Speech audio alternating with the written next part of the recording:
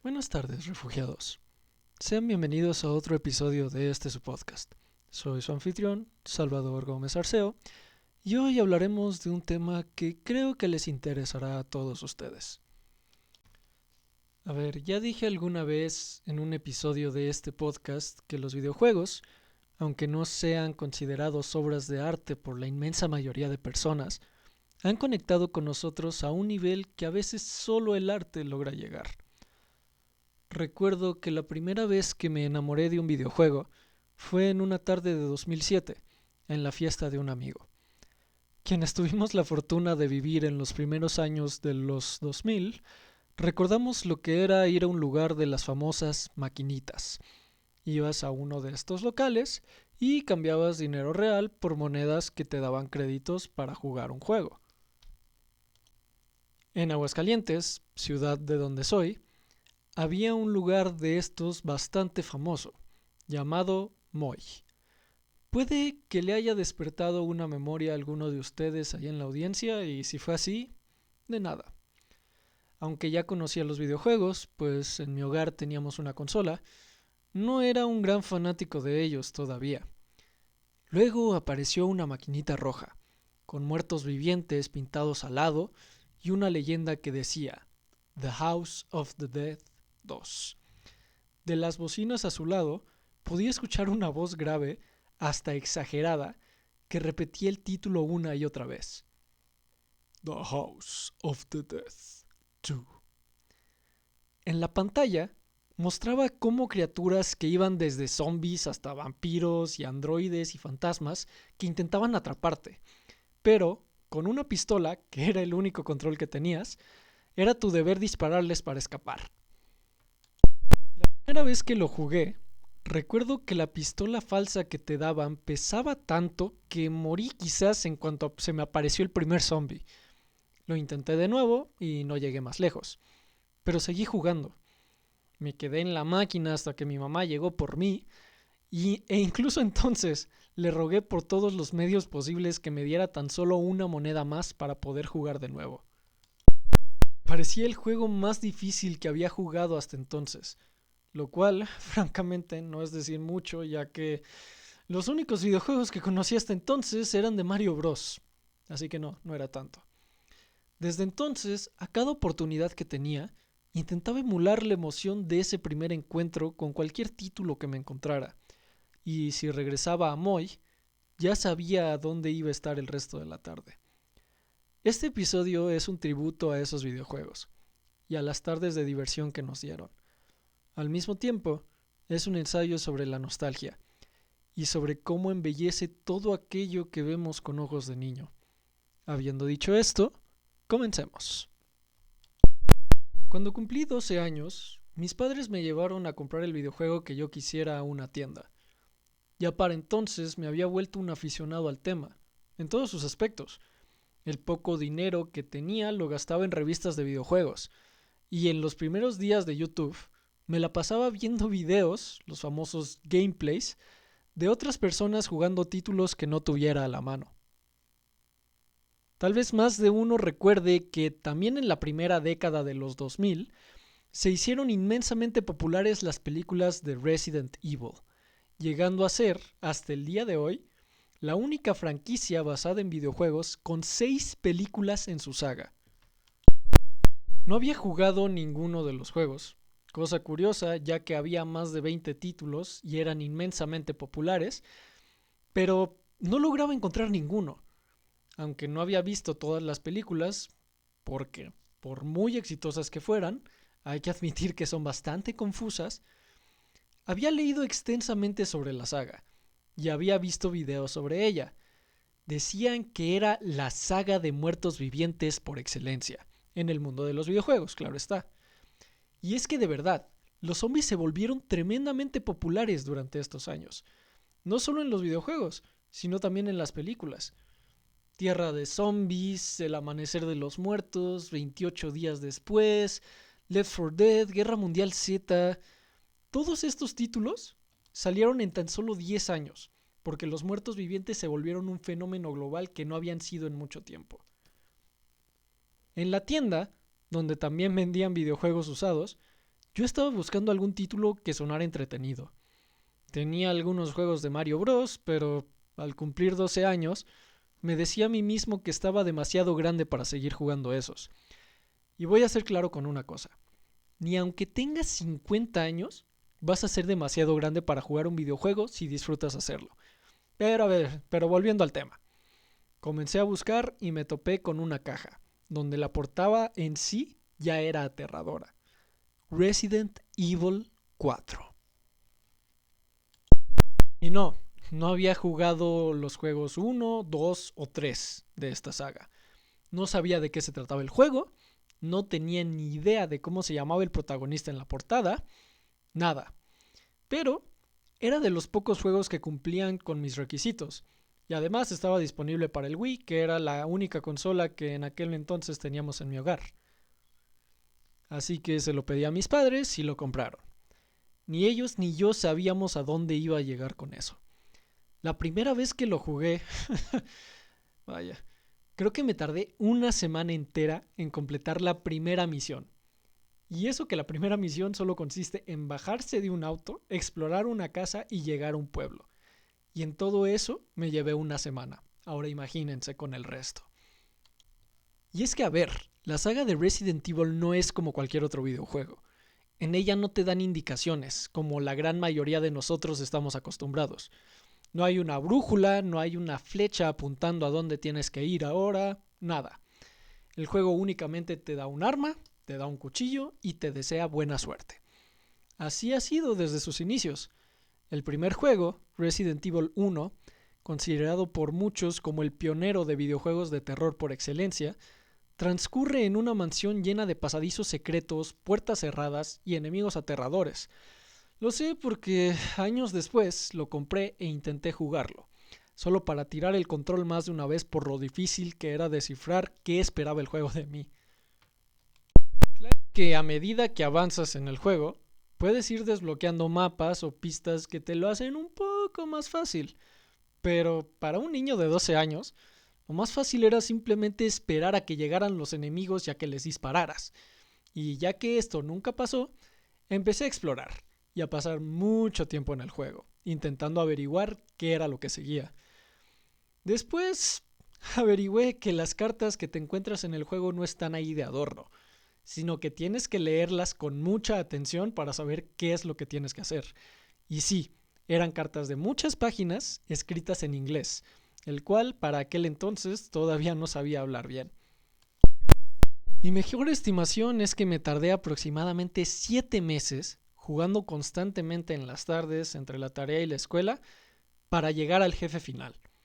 Lo recuerdo porque conseguí el juego en agosto, al principio del año escolar, y lo terminé en abril, para las vacaciones de primavera.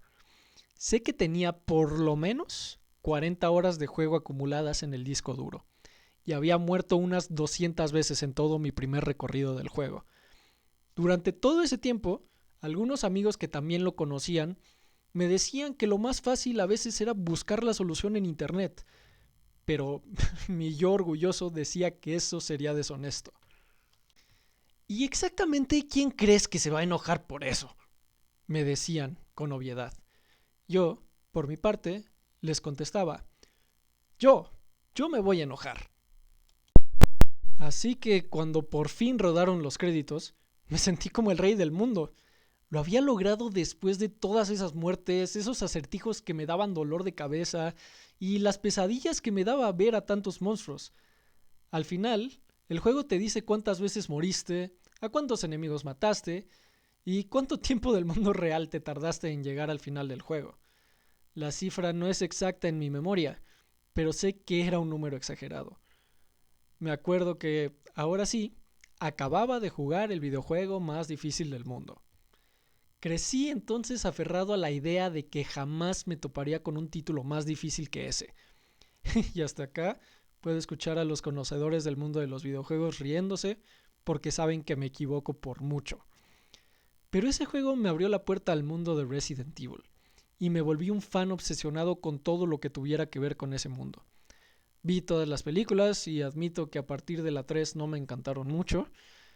Cuando comencé a ganar mi propio dinero, Mis primeros cheques se fueron a esos videojuegos.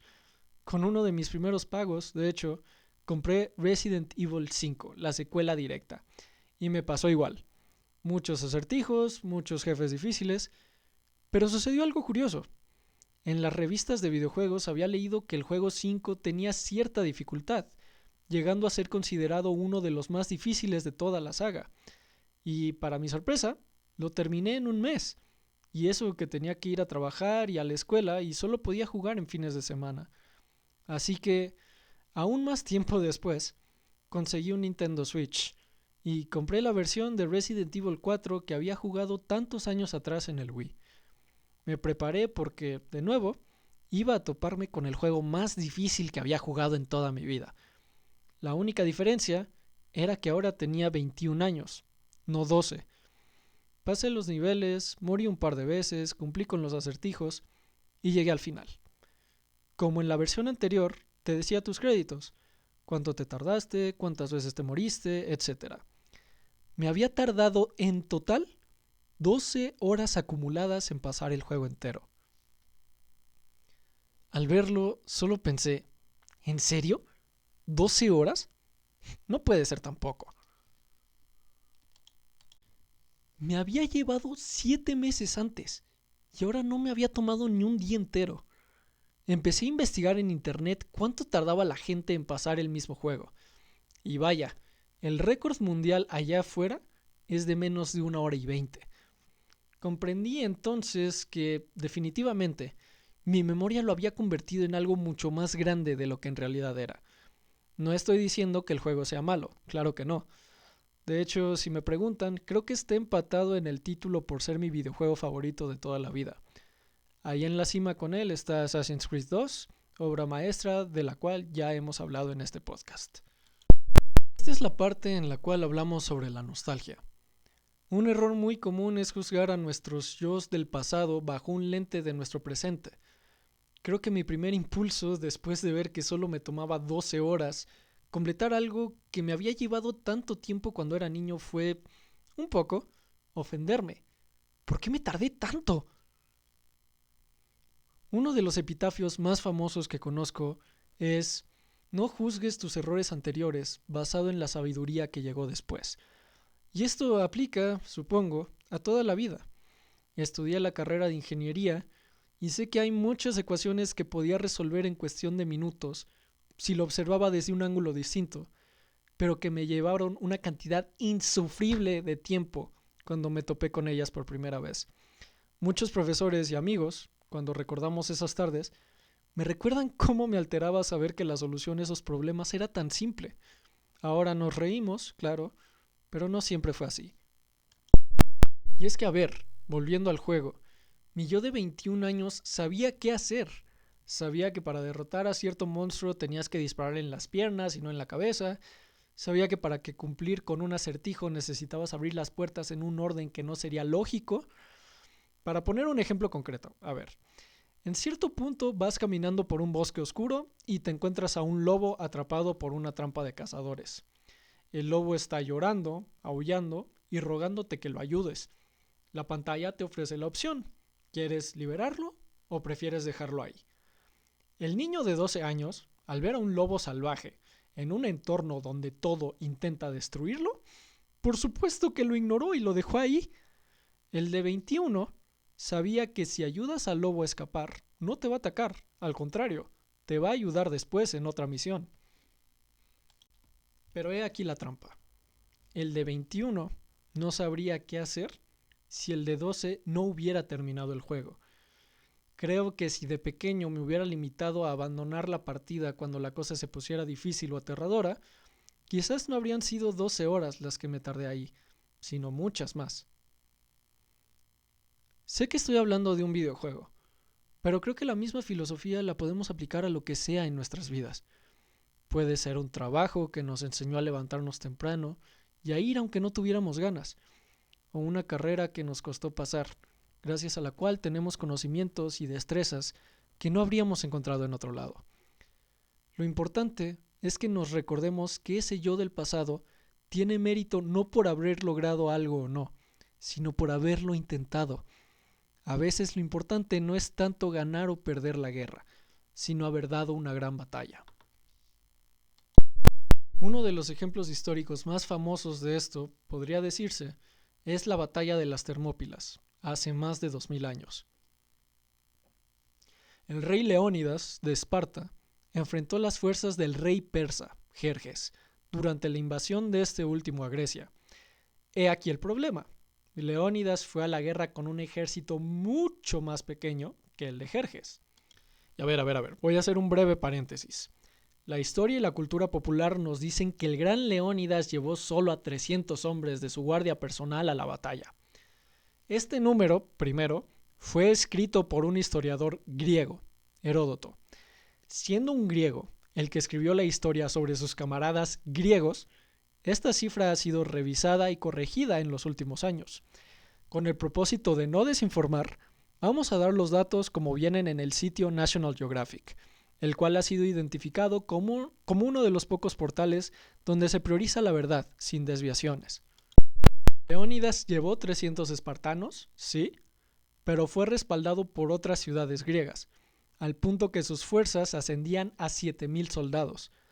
Jerjes, por su parte, llevaba a más de 90.000. Hay fuentes que dicen a casi 300.000. Esto significa que en el mejor de los casos, por cada soldado que Leónidas tenía, Jerjes tenía por lo menos a 13. La batalla, por supuesto, terminó en una derrota para los griegos, en la que el rey espartano perdió su vida luchando hasta la muerte. Sin embargo, la historia no nos recuerda la derrota de los griegos, nos recuerda su valor, su determinación y su sacrificio ante posibilidades tan pequeñas de ganar. Al día de hoy, más de 2 milenios después, Leónidas es el héroe y Jerjes es el villano. Y uno pensaría que este sacrificio fue suficiente para que toda Grecia cayera ante los persas. A ver, los espartanos eran los mejores guerreros de todo el mundo en aquel entonces, y al ver cómo un imperio acababa con estos guerreros, era fácil darse por vencidos. Sin embargo, la derrota de los espartanos llevó a que otras ciudades, como Atenas, se inspiraran a dar el mismo sacrificio que ellos. Casi un año después, en el puerto de Salamis, el general ateniense Temístocles lanzó un ataque brutal a las fuerzas de Jerjes, y tal fue la derrota que el rey persa se retiró a Asia, donde gran parte de este gran ejército moriría por el hambre o por las heridas. Y es que, a veces queremos pensar que si la victoria no llegó al principio, eso significa que no llegará jamás. Pero la victoria es una fuerza caprichosa, como lo son todas las grandes fuerzas del universo. No le gusta llegar a menos que vea que la deseamos. Tenemos que pedir mucho, dar mucho y sí, sacrificar mucho. Pero al final vendrá y nos recordará durante toda la vida que somos dignos de ella. Volviendo al lugar de maquinitas, después de perder una y otra vez en el juego, comenzó una afición que he tenido durante toda la vida. Sigo entrando a lugares de videojuegos y sigo asombrándome al ver títulos nuevos de mis sagas favoritas. Hace poco, de hecho, se anunció que Resident Evil va a lanzar el 9º título de su saga. Y sí, es muy probable que me vean formado, listo para comprarlo. En la preparatoria, volví a toparme con el famoso The House of the Dead 2, el juego que lo había empezado todo. Ya con 18 años, me reí mucho cuando lo vi en mi computadora.